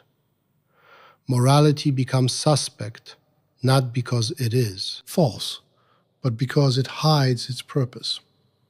Consider the emergence of responsibility. Responsibility originally meant the capacity to respond, to act with strength, to take ownership of consequences. But under guilt-based morality, responsibility becomes burden. It becomes associated with shame, obligation, self-negation. The strong sense of responsibility expands action. The moralized sense crushes it. Nietzsche sees in this transformation the psychological victory of weakness. When those who lack power could not assert themselves outwardly, they sought victory inwardly by redefining virtue. Virtue became self-control, not as mastery, but as suppression. Holiness became denial of desire. Goodness became shrinking of will. The genealogy of morals reveals that what we call noble sacrifice may be disguised fear. What we call humility may be resentment in costume. What we call purity may be hatred of the body masquerading as spirituality. In 2025, this dynamic intensifies. Societies speak of mental health, but often in ways that reinforce self-surveillance. Individuals monitor their behavior obsessively, seeking moral validation from social norms. Public shame replaces divine judgment. Social media becomes the new tribunal. The conscience now communicates through algorithms, but the mechanism is ancient. External punishment shapes internal fear. Fear shapes value. Value shapes worldview.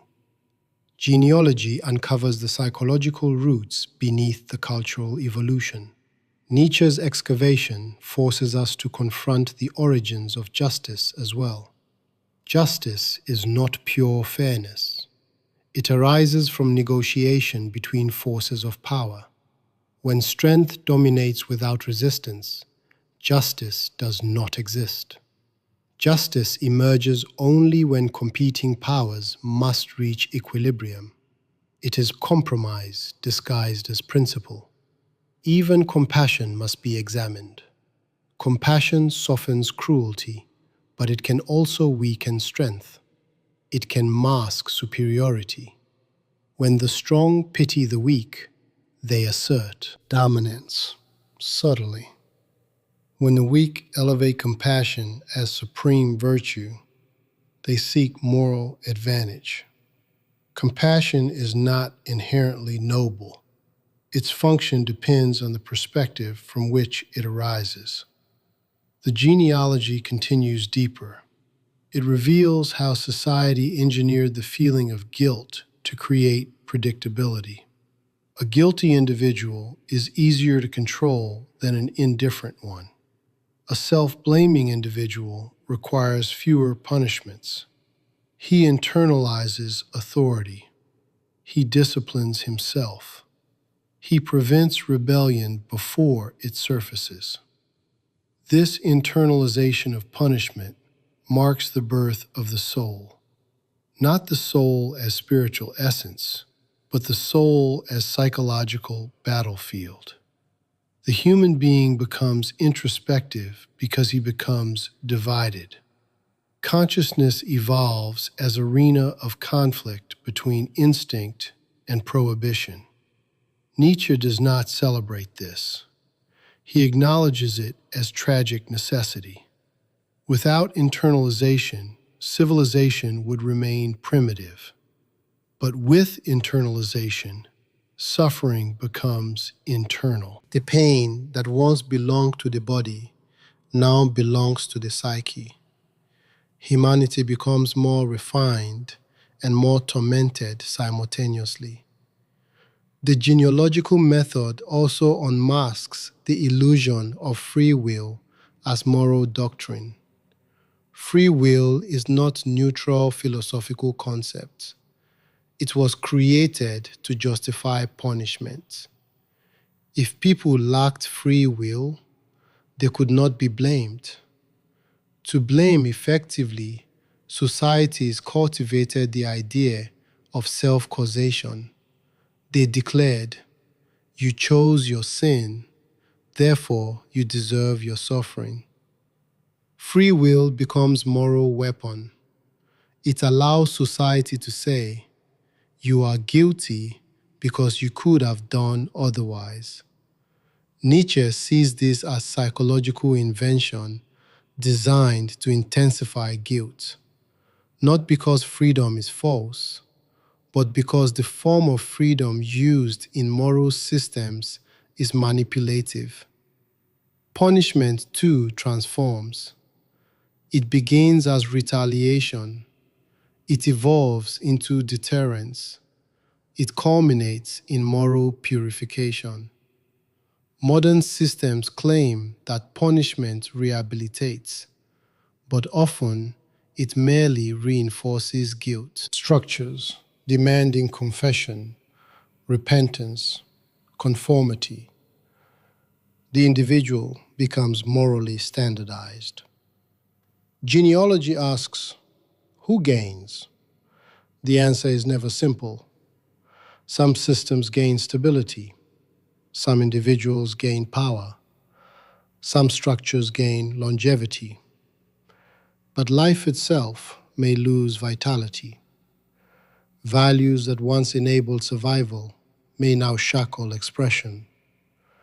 This is why Nietzsche demands re-evaluation. Not destruction, but recognition. Once we see the origins of guilt, sin, punishment, We can free ourselves from their invisible grip. We can reinterpret responsibility as capacity rather than burden. We can reinterpret strength as creativity rather than domination. We can reinterpret morality as living system rather than sacred relic. Yet genealogy is not enough. Exposing the roots of concepts does not create new values. It only clears the ground. The next task demands creativity. It demands new orientation toward existence. It demands that the human being confront the void left by collapsing absolutes and respond not with fear, but with creation. Before that creation can occur, another dimension must be explored. For if morality originates in psychological forces, and if these forces shape culture, then we must examine one of the oldest cultural forces humanity possesses, the force of art. Not as decoration, but as existential revelation. Not as entertainment, but as the deepest response to the terror and beauty of life. Art becomes the final refuge when morality collapses, when truth fractures into perspectives, when guilt reveals its manufactured roots. Not refuge as escape, but refuge as confrontation. Art is where the human spirit faces existence without intermediaries. It is where suffering is not explained away, but transformed, where chaos is not denied, but shaped, where meaning is not received, but created with trembling hands. Nietzsche understood this long before the modern world turned art into commodity and entertainment. For him, art was metaphysical resistance, was the act of saying yes to life, precisely where life wounds. The human being, stripped of divine guarantees, stands before an indifferent universe. Logic provides structure, but not consolation. Science provides explanation, but not affirmation. Morality provides rules, but not transcendence. Only art has the audacity to hold contradiction without disintegration. It allows beauty and terror to coexist in one gesture. It allows the self to expand beyond the narrow boundaries imposed by fear and conformity. Tragedy is the highest expression of this power. Greek tragedy, before it was diluted by moral didacticism, revealed the human condition naked and unfiltered. In tragedy, suffering is not punishment for sin. It is structural condition of existence. Innocent figures fall. Heroic figures break. Destiny crushes without justification. And yet, in the midst of collapse, the audience feels a strange elevation. Tragedy wounds, but it also strengthens. It strips illusions, but grants depth. Nietzsche saw in tragedy the union of two forces, the Apollonian and the Dionysian. The Apollonian creates order, form, clarity. The Dionysian dissolves boundaries, unleashes chaos, reveals the primal unity beneath the individual self. Alone, each force is incomplete. Pure order suffocates. Pure chaos destroys. Together, they generate life. Together, they produce art. In tragedy, form contains chaos without erasing it. Chaos enriches form without overwhelming it. This balance is the essence of creation. It is also the essence of existence. The overman, whose path we traced earlier, must hold these forces within himself. Too much structure, he becomes rigid. Too much chaos, he becomes fragmented. Art teaches him the rhythm of becoming. Art is not therapy, it is liberation. It reveals that suffering can be shaped into something radiant. It confronts nihilism not by denying it, but by transfiguring it. The tragic artist does not flee darkness, he enters it deliberately, carving meaning from its depths. This is why art stands above morality in Nietzsche's hierarchy. Morality judges, art creates. In 2025, culture drifts toward distraction. Art becomes entertainment, optimized for consumption rather than transformation. Beauty is standardized. Creativity is commercialized. Tragedy is replaced by spectacle. The Dionysian impulse is packaged, sanitized, sold. But beneath the surface, the ancient hunger remains. People seek intensity. They seek depth. They seek confrontation with something larger than themselves. True art offers precisely this. It demands vulnerability. It demands exposure. It demands that the individual step beyond the comfortable narratives of daily life. When we encounter genuine art, we feel destabilized because it reaches past persona into the raw interior. It refuses to flatter. It refuses to censor. It reveals. Art speaks where language fractures. It shows what cannot be argued. It allows contradiction to breathe without requirement. Resolution. This makes it the most honest response to existence. For life itself does not resolve, it unfolds. To live artistically is not to become artist by profession. It is to treat one's life as creation rather than obligation. It is to impose form on one's chaos without denying the chaos. It is to choose a style of existence rather than drifting in inherited patterns. Nietzsche does not ask individuals to paint canvases. He asks them to sculpt their being. This is why the metaphor of the artist becomes existential. The artist is not passive consumer of meaning. He is generator. He decides what has weight. He decides what deserves inclusion. He discards what weakens. He intensifies what strengthens. His life becomes composition. Consider the psychological shift required for this. Most people endure life. They do not shape it. Their days are determined by obligation, habit, expectation. They wait for inspiration, validation, permission. They fear improvisation. They fear mistakes. Mistakes reveal imperfection, and imperfection threatens identity. The artistic stance reverses this entirely. Mistakes become material. Failure becomes texture. Disruption becomes opportunity. The artist does not fear rupture. He incorporates it. This is not reckless spontaneity. It is creative sovereignty. Tragedy teaches another crucial lesson. Beauty does not eliminate suffering. It elevates it. When suffering is given form, it gains dignity. When chaos is expressed, it gains nuance. The audience does not leave tragedy depressed. They leave awakened.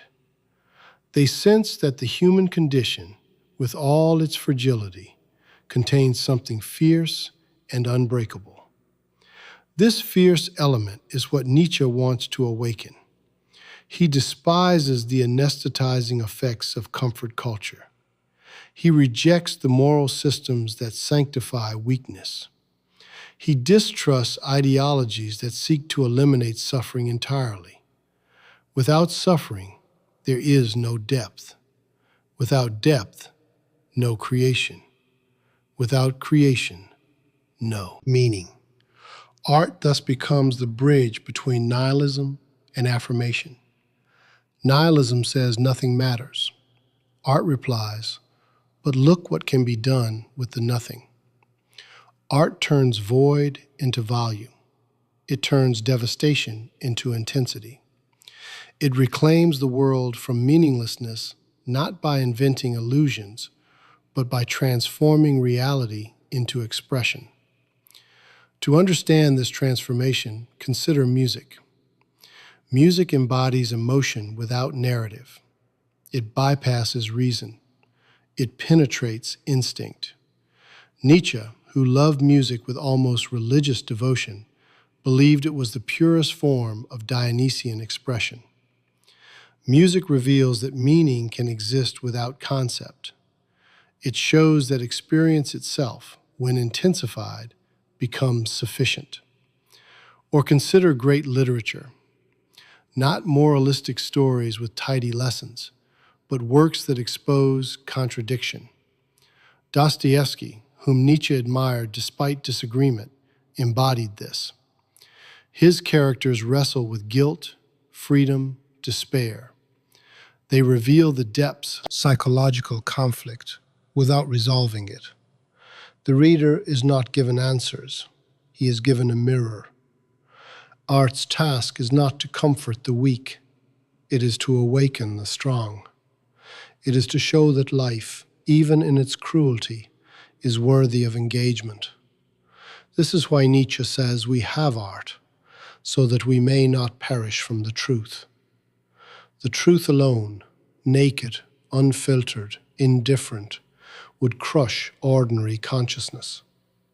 Art transforms the weight of truth into something bearable, even exhilarating. Yet art does not escape reality. It intensifies it. It drills into its marrow. It reveals colors the ordinary eye cannot see. It teaches the individual to perceive beyond utility, beyond fear, beyond habit. It is not solace, it is expansion. To live artistically means to risk interpretation. The one who creates must expose himself to judgment. He must face misunderstanding, rejection, failure.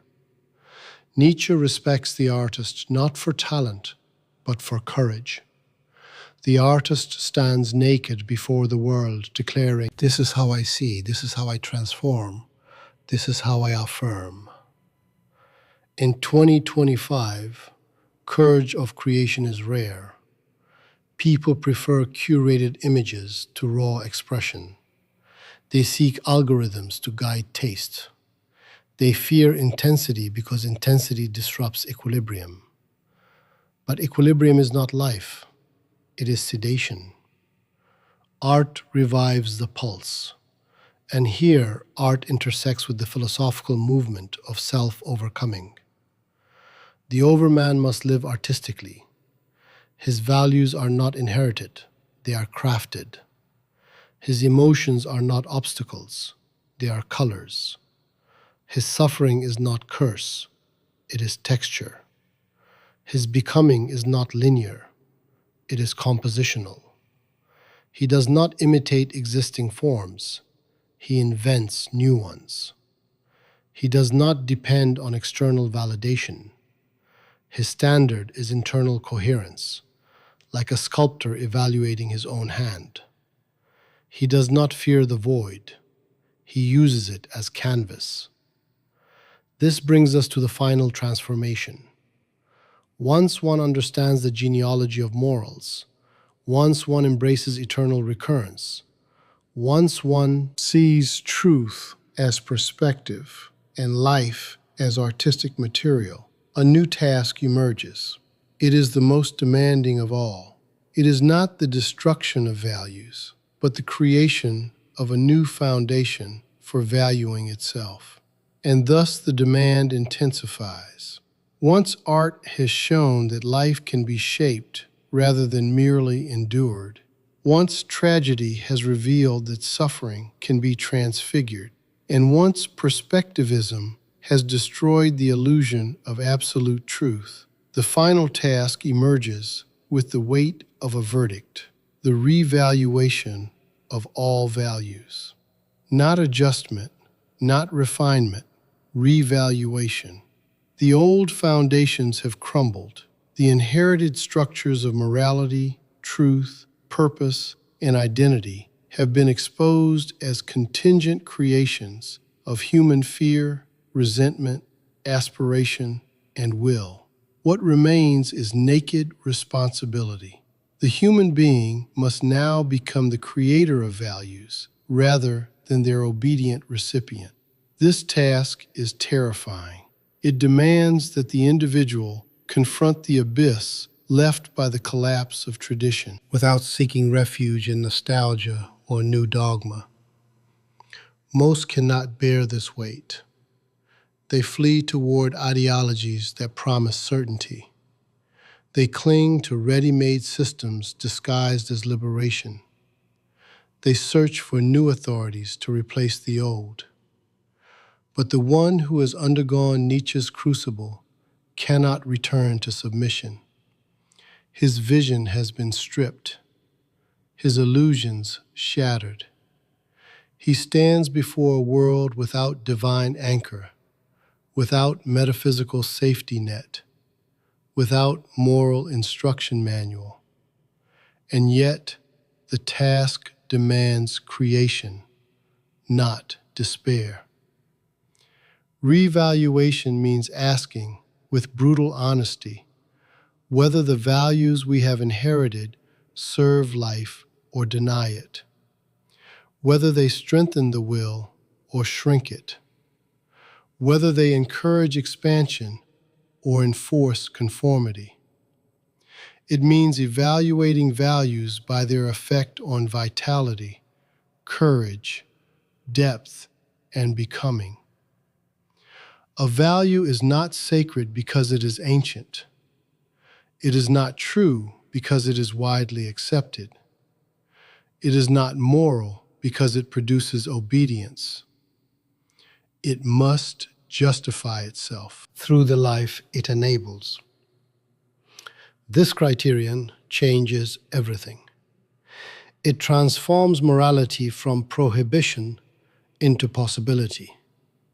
It shifts the focus from obedience to growth.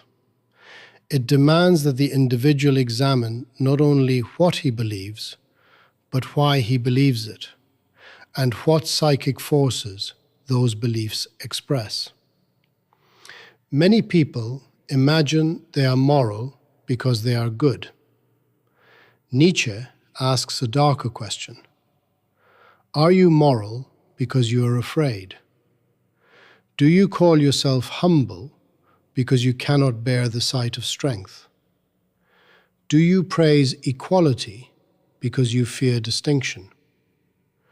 Do you demand compassion because you crave control over those more powerful than you?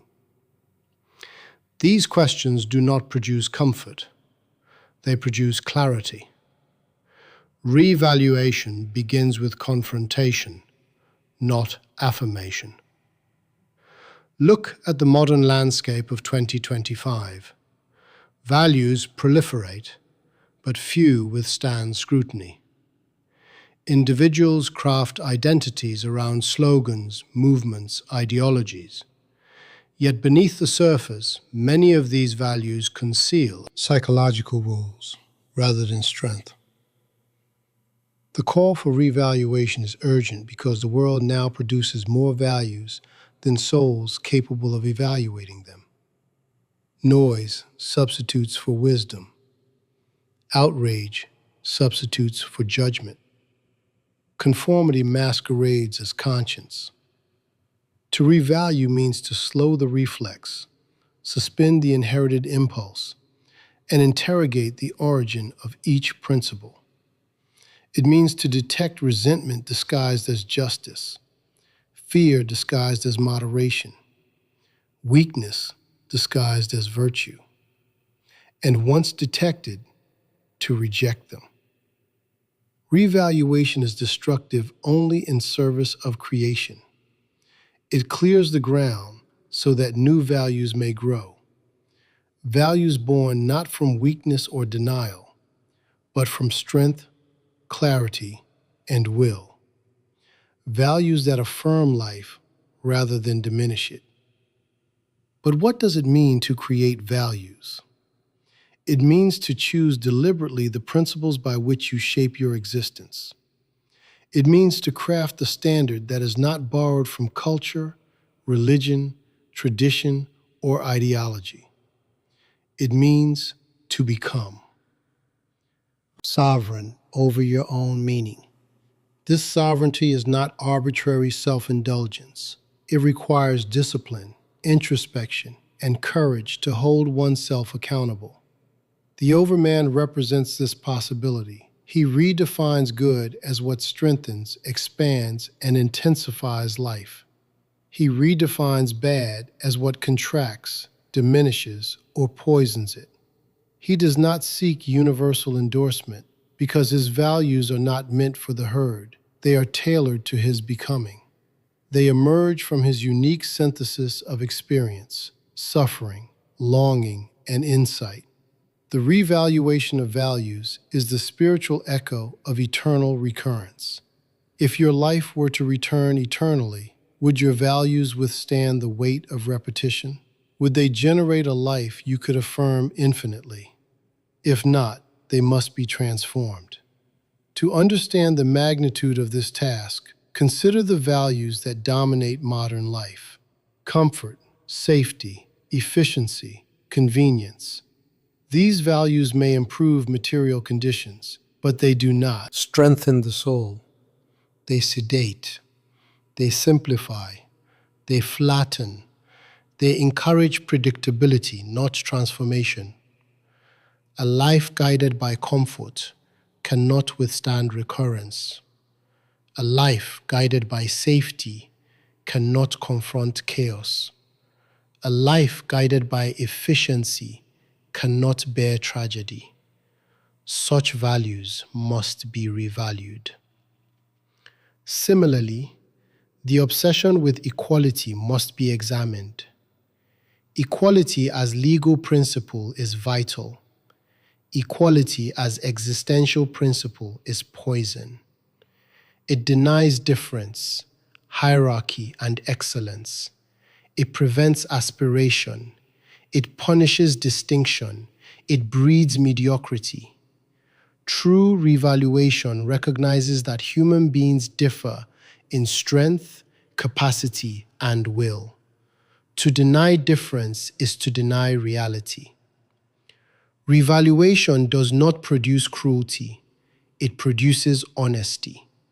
It acknowledges that some values uplift and others suffocate.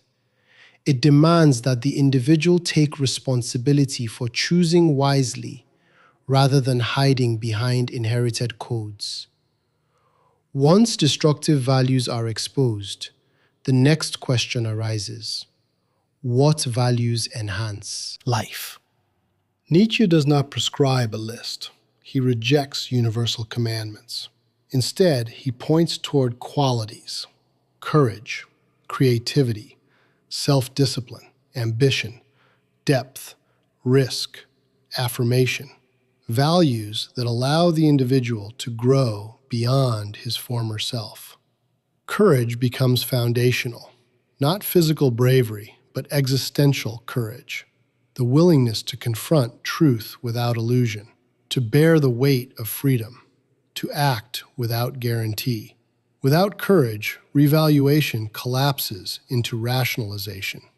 Creativity follows naturally. Life must be shaped. Identity must be sculpted.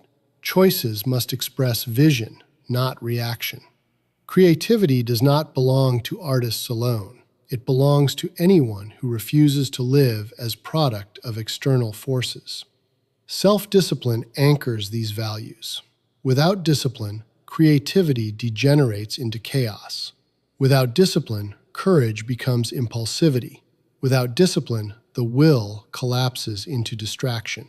The overman is disciplined not because he is oppressed by rules, but because he governs himself. Ambition is rehabilitated, not the shallow pursuit of status, but the deep desire to test one's powers. Ambition becomes spiritual hunger. It becomes the force that refuses stagnation. Depth emerges when life is no longer lived on the surface. The reevaluated individual does not flee from psychological confrontation. He enters the labyrinth of his own motives, exposing vanity, fear, resentment, longing. He shapes himself by knowing himself. Risk becomes essential. Without risk, no creation. Without risk, no transformation. Without risk, no affirmation. The individual who avoids risk avoids becoming. Affirmation crowns them all. Affirmation means saying yes to existence, even when it wounds. It means loving fate, loving necessity, loving the texture of one's own becoming. It means rejecting escapism, resentment, and denial. Revaluation transforms ethics from obedience to artistry. The individual becomes sculptor of his own virtue. His values are not dictated, they are crafted. Not inherited, chosen. Not static, evolving. They grow as he grows. But this transformation is not merely personal. It has cultural consequences. When enough individuals begin to revalue values, entire civilizations shift. Old institutions crumble. New forms arise. For Nietzsche, every cultural renaissance is born from such spiritual upheaval, a time when old meanings collapse and new ones emerge through visionaries willing to bear the weight of creation. This is why the task is both solitary and collective. The individual begins alone, confronting his own values, but through his becoming, he influences the world. His strength radiates. His clarity disrupts. His vision inspires. He becomes lightning rod for transformation. And yet, once values are revalued, once life is affirmed, once perspective is expanded, a deeper question begins to surface beneath the philosophical architecture. For if the individual must create values and craft life artistically, then what does it mean to live in a world where meaning is not fixed, but continually shaped? What happens when a human being internalizes the responsibility of creation, not as burden, but as freedom, as necessity, as destiny? When meaning is no longer handed down from the heavens, the human being stands exposed before himself. This is the truth Nietzsche forces us to confront without mercy. We are no longer protected by inherited certainties or sheltered by unquestioned doctrines. The ground beneath our feet has dissolved, and yet we continue to walk, as if stability still existed. This is the paradox of the modern spirit, stripped of transcendence, yet still craving direction. Nietzsche does not offer comfort, he offers a mirror. And in that mirror, we see a creature capable of greatness, but addicted to ease, capable of creation, but afraid of responsibility, capable of freedom, but frightened by the very space that freedom opens. His philosophy is not a map, it is an invitation. An invitation to stop waiting for the world to tell us what matters, and to begin shaping value with our own hands. The collapse of external meaning does not signal the end of life's significance. It signals the beginning of its reconstruction. When the divine guarantor disappears, the burden shifts inward. Meaning becomes craft, not inheritance. Conviction becomes creation, not obedience. The individual becomes author of his own orientation, rather than follower of inherited scripts. But this freedom cuts deep. It demands accountability. No one can hide behind tradition.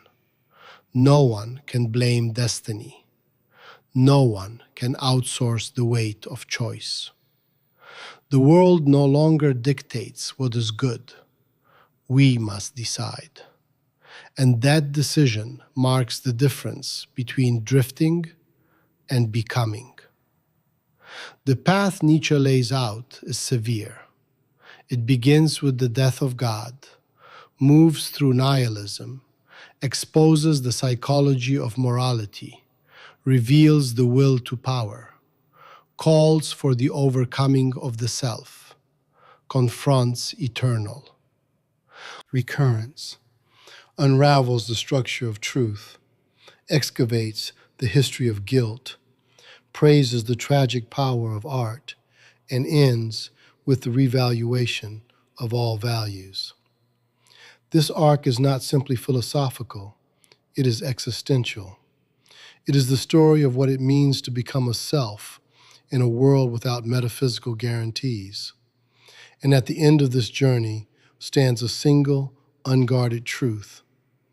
Meaning will not return unless we create it. Life will not deepen unless we carve depth into it. Values will not rise unless we raise them. Freedom is not the lifting of constraints. It is the acceptance of responsibility for one's own becoming. Nietzsche reminds us that philosophy is not a refuge for abstraction.